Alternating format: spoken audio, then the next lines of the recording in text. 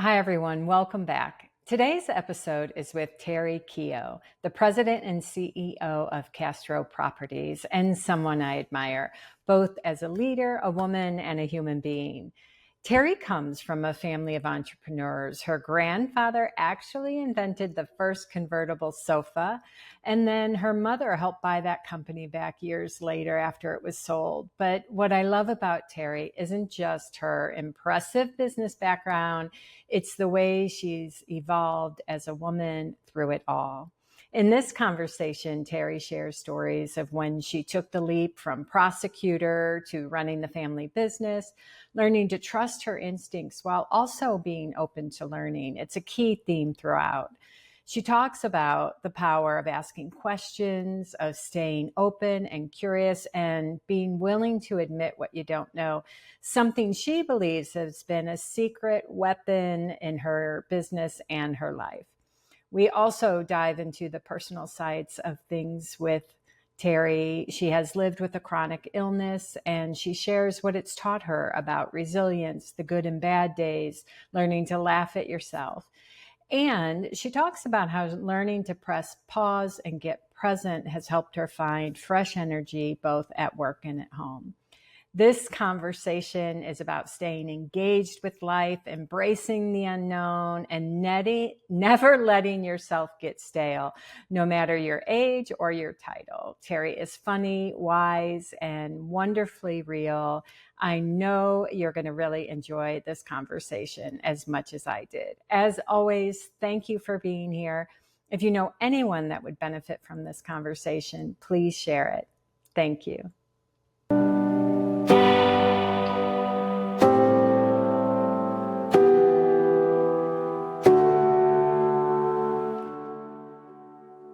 Hi, Terri. Welcome, welcome, welcome. Thank you. Hello.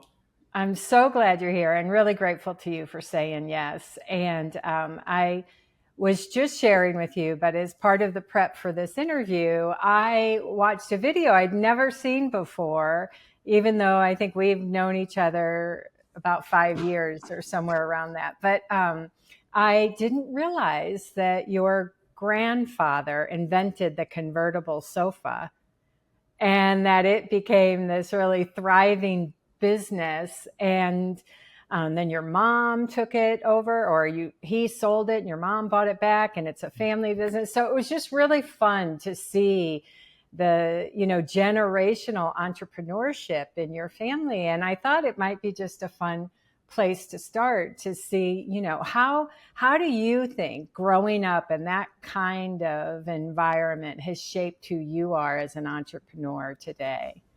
Well, I think a couple things. When you have a family business, the conversation around the dinner table is very different than what we used to say normal family. Um, a lot of the conversation was how come we're not a normal family because we're very different than my friends and their families. And a lot of that was because there was shop talk all the time. And so we didn't have the typical barriers to the adult child. We heard a lot of really serious conversations about business. And this was a business, as you know, it started a long time ago. So there were times that when I was in school, my mother would say, you've got to take the hourly figures on the weekend. And what that meant was we had a Watts line in the dining room, and the calls would come in, and we had a chart.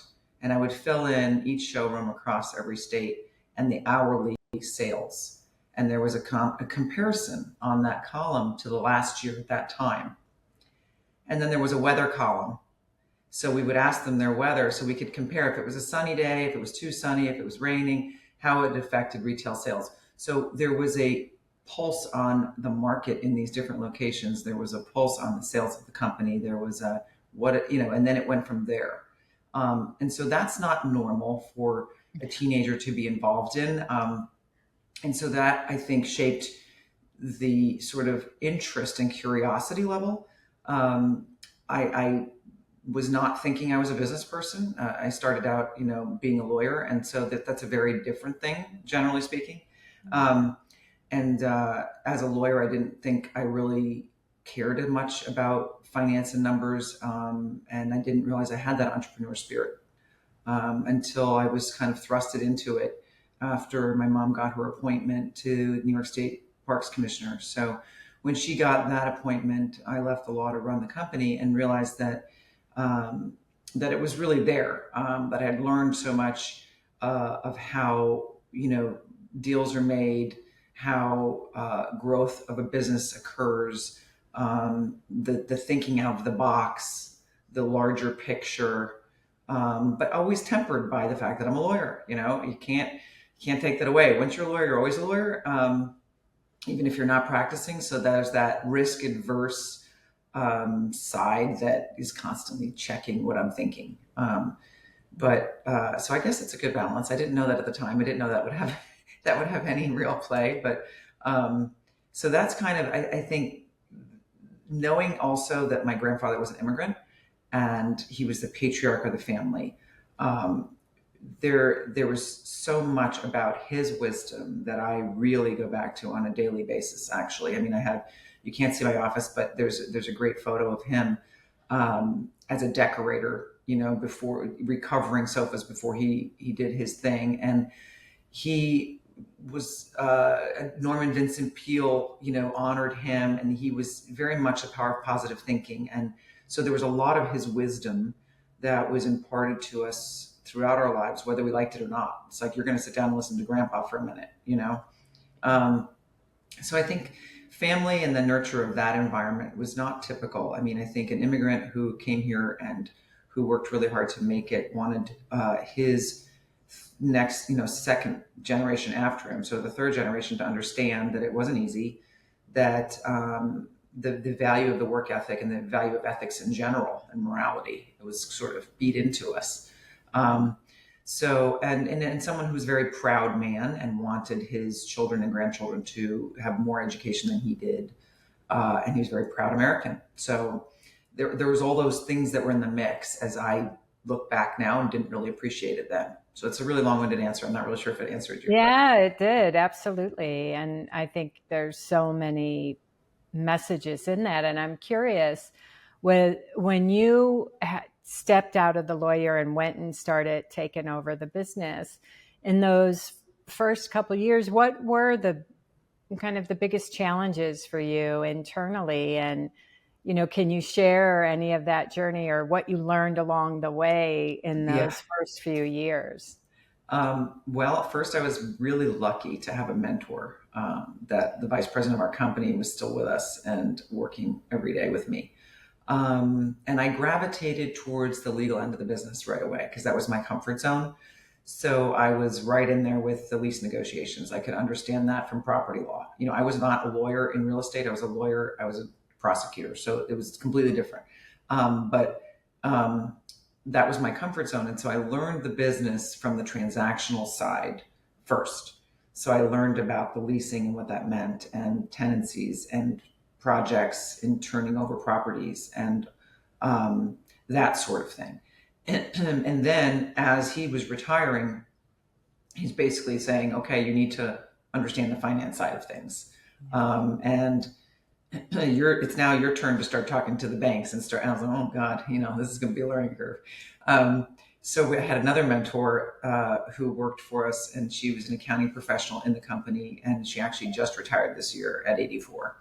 Wow. And she was a tremendous wealth of knowledge for me and stuck by me and really got to the point where we really thought like each other, and she was a fantastic mentor. So I think through that process, I learned there's really no stupid questions, and I this is kind of the way I relate to my team now. It's like, the ones you don't ask are the ones you regret, because you can only learn, right? And it kind of goes to the big picture of everyday learning. So that was my opportunity to learn a whole new thing that I didn't know, and it was energizing, and I think empowering. Number one, when I started in this business, women in real estate was like an oxymoron. It was like all men, and here I am, this like third gen showing up to meetings. Like, they didn't think I had a brain in my head, So it was good to have, number one, being a lawyer. Number two, having the mentor that I had in place, and then gaining the confidence over time. And each deal. And it's been a long time now, so it's a little different. But part of what I love about the business is it's very it's project oriented, so it's not stale. You're not doing the same thing every day. Every deal is different. Every project is different, and the ability to use that creative side of mine, which is fun in design development and things of that nature. So I think when I first got here, I was scared of the finance side, and but I leaned in because I knew I had to if I was going to do this. Yeah. And I knew I had a window of opportunity while people were still around with me to teach me. Yeah. So So that curiosity or willingness to be a student, to learn, has that always just been a part of your nature, or did you have to sort of, you know, shift anything or? um, I do like to learn. Um, I think there are periods in my life when I just think I don't have the time to learn.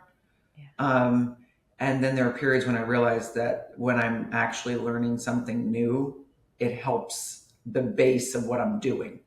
Yeah. And I don't know if I am making myself clear, but I think as I stretch myself to learn something new, it actually helps the underlying job. And I actually have more freedom of thought, and I actually have better perspective. So there are definitely times when I'm not good at it, though. And then there's little moments that kind of poke me and say, oh, this is what I'm supposed to be doing. Yeah. Okay, this was a Yeah. good idea that I have no idea why I went to this meeting, but now that I went, I've learned XYZ, and maybe I can apply that here. Yeah. Instead of saying I don't have time for that, making the time and not knowing why I'm there. And then later I'm like, wow, imagine if I didn't go, you know? Yeah. Well, and I know based on your job and some of what you're saying, like you've been in a lot of rooms, a lot of different kinds of rooms and big negotiations. And, I'm curious, did you ever struggle with sort of what am I doing here? Or imposter syndrome or any being that out of your comfort zone? What helped you in those situations? Yes, I have. Yeah. Um, Less daily. Yeah. Yeah. Yeah. Yeah. At first, I think honestly, thank God I had a law degree, because I think I kind of said, okay, I got through law school, I passed the bar. Like, I'm not stupid, I can figure this out. But, you know, um, so the answer is yes. Imposter syndrome, 100% of the time, and what has gotten me through it, the base fundamentals that it's okay to be a student. You don't have to know everything. In fact, you're better off understanding you don't know everything, because then you're open to new things and you're open to learning. And the learning part isn't because you don't know something. It's because it could be a different way of doing something you're already doing. And so that's the fundamental for me. It's the appreciation that listening is more important than talking. And I learn more in a deal negotiation by being quiet. And this sort of how I'm going to negotiate emerges based on what's happening in that conversation from the other person, because people love to talk generally, right? Not everybody loves to listen. You love to listen, Barb. You're a very good listener. But for me, so the imposter syndrome, it usually comes around at night and you're tired and you're thinking like insecure and, oh God, and that's happening. And what am I doing? And even this, you asking to talk to me. I'm like, what are you talk to me about? But then I tell the whole, okay, just go to sleep. Everything's better in the morning, no matter what. It's fresh daylight helps everything. So just get yourself to sleep and wake up and have your cup of coffee and start again. And I think also just the knowledge that every single person has that feeling. I don't care who you are, that is helpful. I think the relatability to others is something that keeps me grounded. Like, whether it's my personal health journey or any family business stuff, or, these are not new events that have occurred just to me. Yeah. And so it's not going to be, oh, this is what's happened to me. It's how am I going to handle this? Because this is going to be something new that's going to happen to me, right? So Yeah. so we try to learn how to handle them better and better as we go on, and not worry about the actual thing that's occurring, but more about how I'm handling it. Yeah, I want to go deeper in that direction too. And then the other thing I'd love to explore is, you kind of said it in a simple way, but your willingness to be in the unknown, to ask questions, to not have to know everything. I think people really underestimate the power of that, and Yeah. versus feeling like you only have an advantage if you know.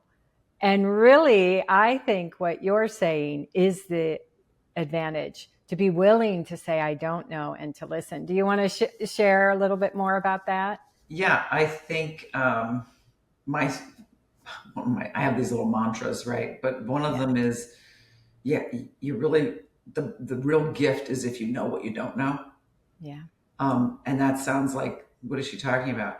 But, and even in that, you think you know what you know, Yeah. but you don't. Yeah.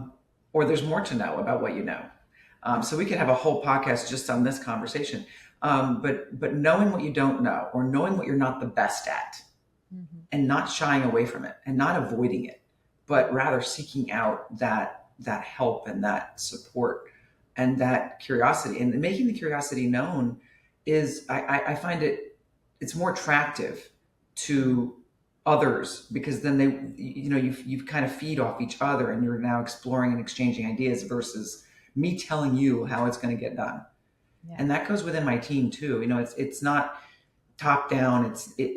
It's more, we all have something to learn from each other. Whether our styles are different is a whole different thing, but the ability to communicate, like in the development, which we're doing. I'm not a developer, and but we're doing a development.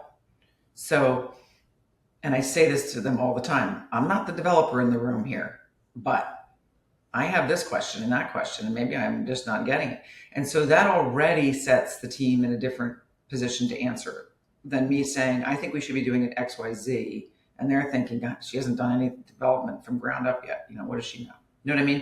Yeah. Yeah. Instead, it's like, oh, wow, she's thinking about that even though she's never done anything. Cool. So it, it's like anything. It's all in the communication and how you present it, but it's also how you believe it. It's not just in negotiation. It's something that I actually believe, and I think um, any good deal, both parties have to feel good about it and feel like it makes sense for them, and that's kind of the whole point of everything, Yeah. And from my business perspective, I try to understand what the other side is thinking before I get on that call or in that meeting or on the teams, just to understand, okay, they're coming from this place. This is what they need. Yeah. Yeah. And how am I going to help them get there? And the same thing with the team. Like, what do they need from me? What can I benefit? How can I help them be better at what they need? Yeah, I love that because, so often, I've been lucky enough to work with a lot of teams from all over the world. And, I think there's a couple things that are really commonly get in the way. And the first is that people manage image and perception rather than really getting present and listening and being willing to kind of be in the unknown and hear and understand. And when you have image managing image, or I've got to prove something, or it's not okay to ask questions, I might appear down. Anytime cultures are set up that way, and a lot of times it's not a conscious thing, but it's Right. there, and you realize, oh, this is creating constriction and limitation, and we're sort of not getting to the heart of the matter, or we're wasting time. I think that's really amazing that you Yeah. bring that to your leadership and to your teams. Well, I just think posturing is a waste of time. Yeah. Yeah. You're not really getting at it yet. Yeah. It's like doing a dance, and Yeah. you know what I mean. Yes. Yeah. It's just not, and it's disingenuous. It's just not me. Yeah. So even if I was told that's the way you're going to get this done, this person needs to see that side. I'm like, oh, that's probably not the deal for me. I don't know what to say. Yeah. And that doesn't mean, look, there's a prosecutor side in me too. And it busts out every once in a while. I Yeah, of sound like course. I'm so Yeah. like, I sit and listen and I do a nice, have a nice Yeah.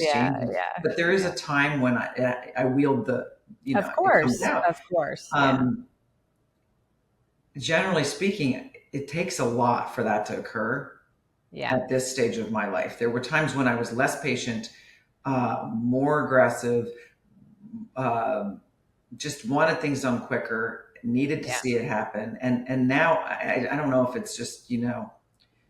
weathered through the Well, in a BS. way, you've expanded your range. I think when people, it looks like the only way to get somewhere is to wield the sword, to put people on edge, to create tension, but really what you're talking about is there's so many more ways to go about that. And when it's appropriate, when it's needed, you'll wield the sword. So Yeah, it's not an either or, but I think we underestimate the value of being more nuanced in that area, right. like what it can do for us. Right. Yeah. And then the other piece, just to speak to in this same vein, is all creativity and fresh thinking resides in the unknown. Everything else is a file of reference from the past, other things. Now we can build off those, but I think really, unintentionally or intentionally, your willingness to go into the unknown by listening. What don't I know about this person yet? What's really their motivator? What's their driver? Like that's where all fresh thinking resides.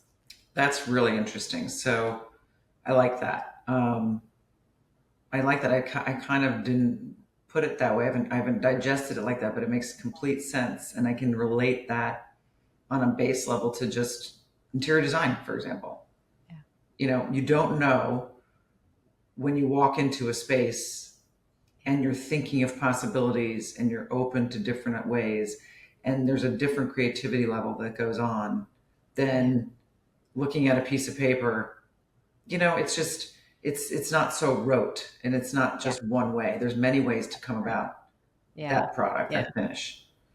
Yeah, um, and I know you and I have talked a lot about, the relationship of productivity and pauses and presence. And so maybe this is like a nice segue because yeah, I think it's in that same vein. What you've seen about a pause is really where we let the mind drop and right, what comes up in that. So, yeah. right. So um, the ability to be present, I think, is the biggest challenge Yeah. for me.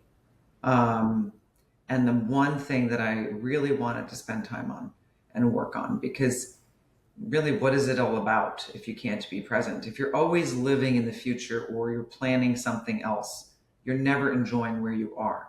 You're not currently at peace at that moment. You can't be, actually. It's Yeah. just, it's physically impossible to. And so when you realize that it might take you to remove yourself to get that feeling of presence. It's weird because you just think, oh no, if I'm going to be present in my life, I need to be like stay at home and do nothing and sit here and appreciate all that I have. It doesn't work like that because Yeah. a million things are going to roll in and roll out, and I will have not even done that. I won't have spent 5 or 10 minutes doing it. Yeah. And so more recently, like I've shared with you before, that having the ability to pull out and press pause on the day gives you a better sense of the present. And whether it's the present that isn't your day that you do every day, and let's say you take a day trip, and like I did, and Would getting up. you share that story, Terry? Yeah, I yeah, think it sure. would. Yeah. Um, so a good friend of mine from college was visiting another good friend from college, and the worst possible weekend, which was 4th of July, and other friends were gathering, and it was just so busy. The 4th of July, traveling on the 4th of July is horrendous, and it was just a busy time in my life with my family around, and I couldn't really make the weekend work, but I could go on the Monday morning after, when the birthday girl who was visiting was still there. And I, spoke to my other friend about surprising her. So I made the trek to get there and spend 24 hours. And it was like I was on a vacation. It was like I was gone for a week. And I thought the whole train ride back, I was like, why was this so rejuvenating? Why was it so restful? Why was it so interesting? Yeah. You know, Considering it was a lot to get there, you were only there 24 hours. There was a lot happening in that time. yeah, And I then had you to were on the spend train two and a again. half Yeah. hours on the road to get Yeah. there. I had to get someone to drive me because I have a brace on my foot at the time. I had to then get on a train back to Manhattan to then get a train to Long Island, all that. So there's all these reasons why I shouldn't. Yeah. Okay. So, basic, oh, I really shouldn't do this. I've got a lot going on in my life. I've got this new stress fracture, blah, blah, blah. I have all this stuff. I can't do it. And then I just said, I really want to go. So I'm just going to make it happen. And then what's the worst that's going to happen? I'm going to be more tired on Tuesday. Right. And then I am on that train home and I was just thinking about the new people I met, which I didn't think I was going to meet, the conversations I had with them, and randomly about being present and exploring and finding your, more of a purpose and feeling more energized. I mean, this is the conversations I'm having randomly with strangers at a dinner table. And seeing the joy on my friend's face when I showed up as a surprise was really all I needed. And then connecting with the others, and I can't even wrap it up with a bow enough, because it was such a moment that was so needed and so easily avoided, Yeah. and with all the right intentions. So it would have been a perfect thing for me to say I can't do. I would have gotten all the support from my family. Oh no, that's just too much to do for you, right? Yeah. You need to worry about yourself, Terri. Yeah. Yeah. And guess Yeah. what? Worrying about myself is better leaving Yeah. and going through all that Yeah. to have that experience. And I think it's the newness as I reflect. It's not what I was already doing. It's not the everyday. It's not what I was going to work. I was not going to my office. I wasn't going to the city. It was not staying in my house to work. It was something new. And it did stretch me. It didn't get me behind. I caught up right away. It wasn't like, nothing happened, no harm, no foul, except for my husband said, I think it looks like you've been away for a week. And that's when it dawned on me, it was a different outcome than I imagined. And you attribute that to being fully present when you're there, as Yeah. well as that you got out of your normal Well, routine. I only had 24 hours. Yeah. So if you're doing something that short, you have no choice, because then you really shouldn't go. Yeah. Because, I knew the drive up, I had time to lay the groundwork for the day without me. Everybody's grown-ups. They're going to have to deal without me. And then I knew I wasn't going to look until going to bed or again on the train the next day. So I knew I had that window of completely immerse myself in these amazing friends and their lives and the conversations and meeting new people and meeting significant others and enjoying it, just really enjoying that. And it gave me this perspective that I think is so healthy, and also helps me as I sit in my role in the family. So not just at work, it's sort of like helped me manage the at-home environment, leading up to a wedding of my daughter with the fiance and her living with us while she's studying for the bar, all that fun stuff, which has been a real joy, actually, and a gift. But it's just like, I'm not there. And so it was good for them all to be there without me. Yeah. Yeah. Yeah. And then does that insight of realizing that it was the letting go of everything else that was on your mind and getting fully present, how rejuvenating it was. And also, sounds like you had amazing connections and conversation. How is that shifting the way you might be moving forward around the wedding? Is it, or? Yeah, I think it's a little bit of like a wake-up call, right? Because I think so easily you could just slide through that weekend. Oh, for sure. and be worried about stuff that doesn't matter all weekend Yeah. long. Yeah. All weekend long. Number one, I can't control the weather. I can't Yeah. control whether people are going to show up or not show up to places. Yeah. And it's not about anything other than enjoying that precious time that Yeah. will be so quick. It will Yeah. go so quickly. Um, so I think it's set me up for the very perfect frame of mind Yeah. for It's a that. And great reminder. yeah, Yeah. it really is. And even the things leading up to it, and all the special moments. So Yeah. it's, but it's been a parallel track of sort of that wake up call, right? Work too. Yeah. Don't multitask so much just because I'm good at it. You Yeah. know, you think you're good at it, but you're not great. No one's really great. I can do a lot of things at once, but I don't do a lot of things well at Yeah. once. Yeah. Something is going to give, Yeah. and Yeah. so if I can remember that, I enjoy having many things going on. Yeah. It Yeah. doesn't stress me out, Right. but I think I also enjoy this moment right now. Right, Mm. I'm able to talk to you. I'm learning as I'm Yeah. speaking to you. I'm not worried about what's going on in the office for the hour without me there. No one really needs anyone for any hour, right? And certainly not my office. They're much better. They don't need me at all. Um, so I think that's the takeaway. It's not just it transcends personal. It goes professional because again, you're a better person in your family Yeah. if you've pressed pause. You're fresher. You're not run down Yeah. emotionally, mentally, Mhm. and others might be, and they need you not to be, Yeah. Yeah. Yeah. right? And so there'll be times when I am, Of and course. hopefully someone else isn't when I am. Yeah, for sure. No perfection, right? But No, no, but that I would be think so I boring. think you're right because like I think conceptually like we all kind of get it. It would be good to be more present when. But what I love about what you're sharing is it's not until we give ourselves like the felt experience of that we don't go, oh yeah, this is what matters to me. Because when we're in the sort of doer, get her done, a lot of my plate mode, which is so easy to slip Mhm. into, I don't think we consciously realize, like, in a way, we're skimming across the surface. We're not really dipping in where the juice is, where the Right, connection, where the inspiration is. right. It's true. Yeah.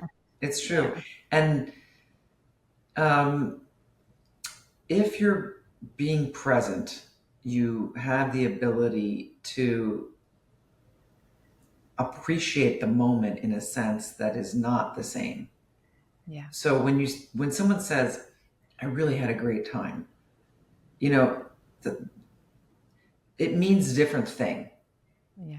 You can think you've had a great time, and you can feel like you've had a great time while you're multitasking a million different things. And look, with today's world, thank God we can work from afar because many people wouldn't be able to leave, right? So it's managing that balance because you can't check out and be present exactly where you are all of the time.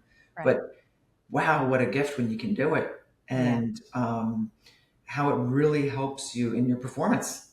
I Yeah. mean, professionally, personally, relationships, friendships, all of it. Yeah, it Um, really goes along. A it goes little a goes long a way. long way. Yeah, Yeah. Yeah. it really does. And your meaningful connections, both professionally and personally, Yeah. are extra hard today because we're expected to do everything all the time and we're expected to react immediately to everything. So the Mhm. meaningful connections have fallen to the wayside. And so that to me is the point of this stage of my life. Yeah. That's Yeah. the point. I don't have to, I don't, there's nothing to prove, right? I Yeah. mean, if I just want to learn something and I just want to get better at being me, then I'm not trying to prove anything, Yeah. Yeah. right? Yeah. Yeah. Well, and I think in those moments, you said it earlier, like when you realized, all right, let me show up still curious about this, even in a negotiation, high stakes situation, that sort of presence there. We're so resourceful in those moments. And so the same is true. It's like when it matters most, bring your presence. Like whether it's family or an important conversation at work or an important deal or something you're trying to work through, it's like really, really appreciate it. I may need a pause so that I can get really, really present. It's Yeah. true. It's true. Yeah. You said in our pre-conversation, I see if I can remember it exactly, but it was something along the lines of you need space to get anywhere. Yeah. And what do you mean? I know it's in the vein of what we're talking, but would you Yeah. add anything to that? Well, I think you kind of can be on a treadmill Yeah. and you know where you're going and you get up and you go, right? Yeah. And you think you're making headway. Yeah. And it isn't quite until you have a little space Yeah. that you might be on the wrong path or you might have a better way of getting there. You don't realize that while you're running, you know? So you got to stop. You have to stop the running so that you can figure out if you're running in the right direction or not. Yeah. And sometimes, especially at work, sometimes you just have to push it forward. You're not even sure if this is the right path. You're like, oh gosh, the right decision will emerge. Just keep going, push the ball Yeah. forward, and something will happen. That's different. And that's having the guts to do it, not knowing where the heck the cliff is, when you're going to fall off, right? So that's a different sort of point. But, and those points are important, whether it's relationship wise too, right? You keep going till maybe you shouldn't, or you definitely should, right? But I'm talking about really if you can figure out where that pressure point is and you can say, you know what, it's not going to hurt anything if I take a break, if I take a moment. Yeah. And whether it's 8 hours, 2 weeks, 2 hours, I mean, it's almost like if you really can do it for that short a time, then you find the magic. I think you really find the magic because it's that pause that gives the perspective of what you're doing. It's like looking at you from afar, right? You're so running, you don't even see yourself what you're doing. And then if you can press pause, you can watch yourself. Oh, wait a minute. Yeah. And it's almost like training for a marathon or something, You have to train yourself to recognize what you're doing ahead of time a little bit. Yeah. So that you can step out. Yeah. Yeah. Now, earlier you mentioned, the other thing I want to come back to is when you said part of what you've learned is there's what's happening and then there's the response to what's happening. Yeah. So that. And I'm curious if you could share, like, personally, an example of that and what you've learned and how, it's helping you. Yeah. Well, I think that stems from a diagnosis 30 whatever years ago, 5 years ago, of rheumatoid arthritis. And I think when you have a life altering new disease to deal with, you go through all these stages. You mourn the loss of your life. You are angry. You're frustrated. You have to go through all those emotions of why me, and then when you make it on the other side, which everybody has different journeys on that. Mine was, I don't wallow, which sometimes I think is a negative, because I can pivot a little quickly, and sometimes you need to mourn the loss of something before you can actually let go and do something else. So, but now at this stage of where I am, I have appreciated that nuance, and I think at this point, things are going to happen to everyone. Yeah. And there is no scorecard. Oh, that person has nothing happen to them. They are so lucky. They have the best life. They have no challenges. I mean, that's just not true. Yeah. So it's never what happens to you. It's how you handle it that defines you. And so if you're going to have a life illness that changes your everything, are you going to stay home and cry about it? That's not going to, number one, it's not going to cure it. Number two, it's not going to make your mental state any good. And so it's so, to me, it's life isn't, and I have this thing, this quote, life isn't what happens to you, it's how you handle it. Life is about, 5% what happens to you and 95% how you handle it. Yeah. And that 5% is just as awful for everyone, if not worse for most others. Like when you start to think about it, Yeah. it's not that bad. I have a life altering illness. Yeah, I've had 21 surgeries. I have every joint replaced. I'm not like, I get that, but at the same time, it's not it doesn't define me. Yeah. But it has given me a perspective that I wouldn't have had if I was quote unquote healthy physically. I wouldn't trade with anyone's physical health because the mental health is more important than the physical health. So, Yeah. um, so that's what I meant when I said it doesn't matter what happens to you; it's how you handle it. Because I've had friends that have much worse things happen to them than me, Yeah. and they have been my example, and they say I'm their example, and so we're all a love fest, But at the same time, that's what it's really about. It's really understanding that you're not a victim of whatever's happened to you, whatever that is. If you can look at it from that other lens, and you can transcend beyond it, and you can use it as your secret weapon, actually, and it's empowering. Yeah, and I'm curious when things do happen. So whether I also know, you mentioned in our pre-call about, you've got the aging parent piece, you've got Mhm. life events, milestones for your daughters, you have business, a deal that you shared recently that like something got uncovered that was in the unknown, right? So these things happen. What helps you like orient in that direction? What is it that you see or that's helped you in those moments? When I'm in the unknown, Yeah, when life says, okay, this is happening, right? and what helps you orient towards the response versus getting overwhelmed by the circumstance? Well, I'm not that great at it all the time. No, understood, I understood. think what that ability to press pause, Yeah. because the better you get at knowing yourself, the Mm, more you can check yourself, and you sort of have this innate feeling if it's not going well, and you feel a little bit like this angst. Just mm, like take a moment. Um, you know, I rarely feel sorry for myself. That's not really a thing for me. But I do get frustrated by my lack of ability to do something that I wish I could just do. I get yeah, frustrated. I'm like, this is annoying.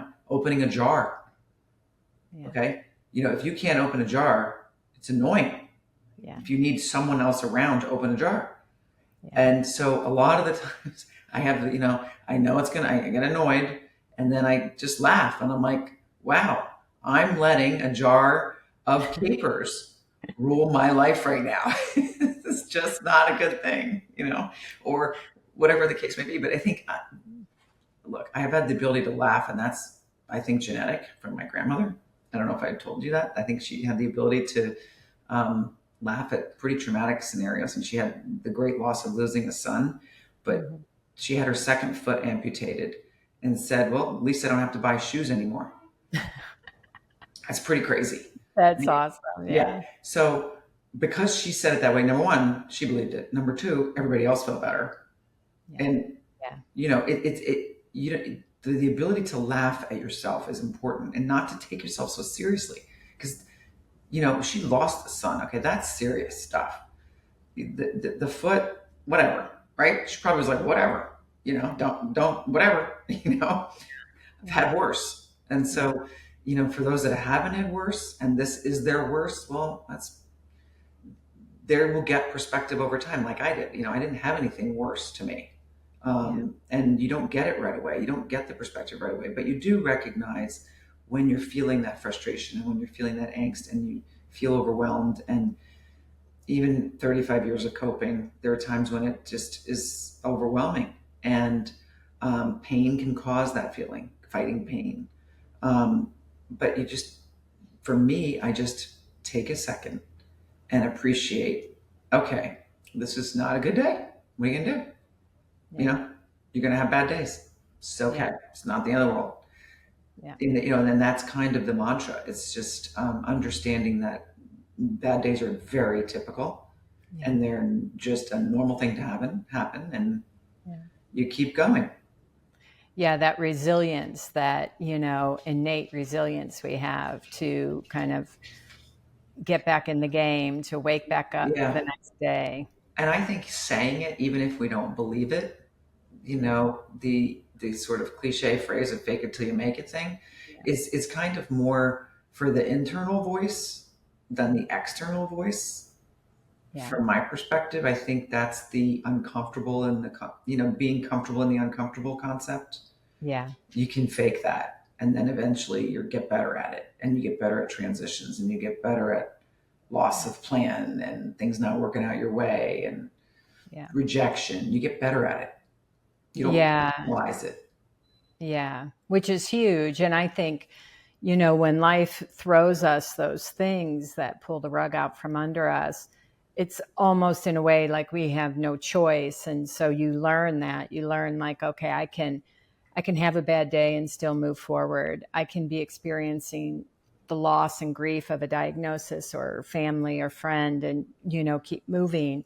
And there is something really, I think, power or empowering in knowing that the feeling can be there and life can be happening, but we can still move forward, where with love and compassion, like you said, today's a bad day. Yeah. And because I find often what stops us is the fear of a feeling. Like, I know that may sound extreme, but Yeah. what keeps us from going into something our heart desires, or a new stretch, or a new kind of experience in life, is we don't want to feel a certain way. But when you realize, oh man, I can feel anything and be okay, really Exactly. be okay. And even if I'm not okay, I'm okay.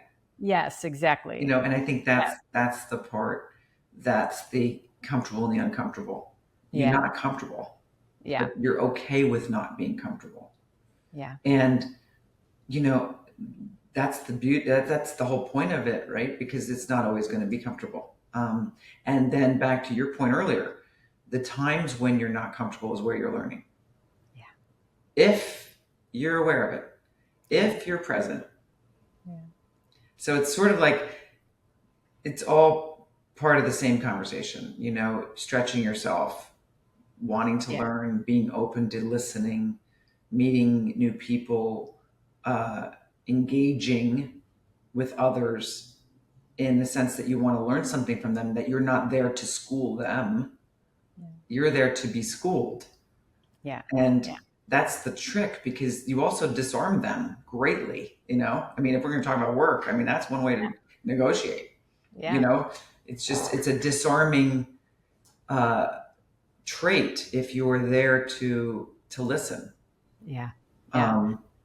Yeah, I'll never forget listening to this negotiator who was like high stakes, global kind of things talk. And really, I can't remember his exact words, but my interpretation at memory at this point is basically his ability to be in a feeling of goodwill and openness is why he's so good at his job in those Yeah, it situations. makes Yeah. sense. And plus, Yeah. actually learning something instead of Yes. talking over someone. Yeah. You're not Yeah. even hearing what they need. You're not going to get Yeah. anywhere. Yeah. I have a question for you that as soon as you hear it, my bias. But I'm just curious because you, you have a lot of the experience within your family. You studied law. You have to know a lot in your world. But if you had to rate sort of the percentage of you think that business is an inner game versus the outer game, what would you say? I think everything is the inner game. Yeah. Yeah. Um, I wouldn't even be playing the outer game if I didn't have an inner game. Yeah. I'm not sure I understand the question. No, that's it. That's Oh, it, really. Yeah. Yeah. Well, um, that's I agree with that. But yeah, it's really like some people will say, yeah, well, I think what you've done outweighs, like is more important, like experience. Well, but that's an interesting way to look at it. I don't look at it that way. The experiences create the inner game. Yeah. Yeah. So I don't need to go and tell everybody my experiences. If you give me an hour to talk with them, they're going to know what I'm about, right? So Yeah. to come in with the resume and to come in all hot and heavy is, you could fool them the wrong way too. They could be like, Yeah. "Oh, geez, I thought she was somebody." I personally think that all of our, whether it's business, I mean, there's so many different things this transcends, but I think the experiences that we've had in the past develop our inner game, and the ability to appreciate our experiences, whether they were bad or good, is Yeah. is what defines our inner game and Yeah. how we can play in the outer game. Yeah. Yeah. So, I mean, every day's a journey. Look, who would have thought I'm sitting here talking to you, Yeah. learning something? But now I'm like, you've got me thinking about a couple things that I'm going to have to sharpen up on. But Yeah. there's never enough knowledge, and so if you can always learn more, why not? Yeah. Yeah. And I like learning more. I enjoy that. I enjoy learning things that are not anything to do with what I'm doing. Art history, going Yeah. to a museum. That's a great place to take a pause. I mean, can't think of a better one, right? Yeah. Yeah. Yeah. But it's just, there's so many ways to take yourself out, which helps that inner game, which then helps the outer game. Hmm. Yeah. And to me, it's like sometimes we have to play the short game. So, we're into sprint, and but the long game is where it really where it really happens. Yeah. Um, I love that. if that makes any sense at all, I don't Yeah, I know. love that. I think that feels true to me too. And Terry, I know we're coming towards the end of our time, and I just want to give you an opportunity. Is there anything present that you haven't shared or would like to share? Hmm. I think I just think I'm getting a little bit at this stage of my life. I'm understanding that the ability to be open to new things is what will keep me learning. And at this point, I enjoy that. I enjoy being open to learning new things. And I used to say, I don't have enough time for the friends I already have. How can I make new friends? Yeah. That's just sort of a cop out, I've decided, Nice. because there's that you're shutting something down from newness, and that newness means you're not learning. Yeah. And that's sort of the metaphor for me right now at this moment, is the ability to remain open to learn something, and to then say, wow, I might have thought about that in the wrong way. I Yeah. might not have done that right. That's it. That's kind of huge. Yeah. And that goes for work, professional, personal, whatever. Um, so I think that's kind of the overarching where I am right now in the present, is Nice. that ability and the desire to be open and to be learning more, and to know that, I enjoy the lack of perfection. Yeah. So Yeah. that's the fun part now, because I'm at that stage of my life where I can enjoy it. And, when you're Yeah. young, you're striving for it. And when you're our age, you're just like, that's no fun. Yeah. You Yeah. know? I don't need to strive so hard. Yeah. I'll grow and evolve. But I really appreciate you bringing that in the sense of, I think it's a blind spot for a lot of us that we don't realize we sort of stay in a lane. And what I hear and what you're saying is a deeper invitation to put ourselves more in student, in the unknown, in uncomfortable, or do what we don't want to do at times for the purpose of fresh and openness and growth, and that feeling of aliveness is there, right? Exactly. And Yeah. it's like a snowball. You do that and you want to do it more, or you Yeah. get better at, like, it may not be comfortable. I'm a social person, so it may not be comfortable for people, but there's lots of ways to go about that connection and that newness and that openness. It doesn't have to be, so outwardly Yeah.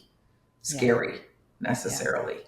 But I think it's super important, and I think it's super important as we age, um, to keep that social interaction and to keep that exploration of new, because it is scary. Things are scary, and the more you're used to embarking on something new, it's less scary. It's like anything. The more you say something, the less scary it is. Yeah, yeah, yeah. Well, Terri, thank you so much. I've absolutely loved this conversation. I know so many people will, and I'm just really grateful to you for taking time. Thank you so much, Barb. And You've been a real joy to work with, and you've been so helpful to me in so many ways. So I really appreciate the time. thank you. Thank you. As always, thank you for tuning in. If you enjoyed this podcast, it would mean a lot to us if you could take a moment to first subscribe and follow wherever you like to listen to podcasts. Hitting the follow button means you'll never miss a show. All you have to do is hit the plus sign in the upper right-hand corner or click on follow. While you're there, if you like what you're hearing, we'd appreciate you taking a moment to give us a shout out and review.